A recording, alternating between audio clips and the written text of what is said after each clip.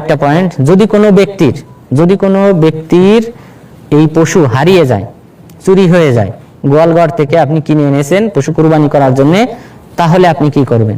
তাহলে আমাদের দেশে যে ভুল ফতোয়া রয়েছে, তারা মনে করে যে না, তার উপর ওয়াজিব আরেকটা কিনে এনে এখানে তাকে কুরবানি করা। তো কুরবানি করাটাই তো সুন্নত। তাহলে সে তো কিনে এনেছে, তার তো নিয়ত ছিল, তার তো সওয়াব হয়ে গেছে। এটা যদি হারিয়েও যায়, চুরি হয়ে যায়, তার তো সওয়াব অলরেডি হয়ে গেছে। তো সেখানে আবার আরেকটা কিনে এনে তার উপর ওয়াজিব হয় কিভাবে?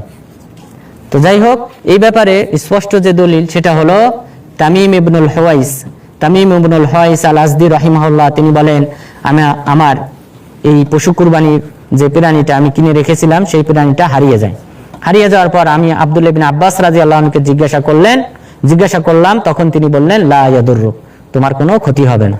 অর্থাৎ হারিয়ে গেছে, তুমি খুঁজে পাচ্ছ না, এতে তোমার সমস্যা নেই, তোমাকে অন্য আরেকটা কুরবানি করতে হবে না।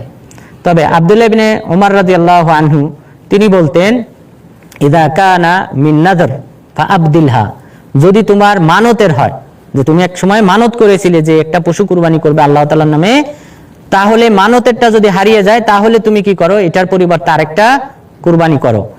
আর যদি এটা এমনি সাধারণ যে তাতাবু, অর্থাৎ জিলহজ মাসের পশু কুরবানি যদি হয়, তাহলে এটা তোমার ইচ্ছাধীন, তুমি করতে পারো, এটার পরিবর্তে আরেকটা করতেও পারো, নাও করতে পারো।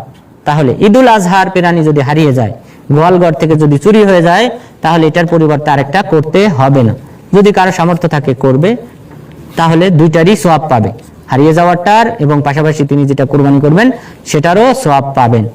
তাহলে আজকে আমরা যে কয়েকটি বিষয় বললাম, যেহেতু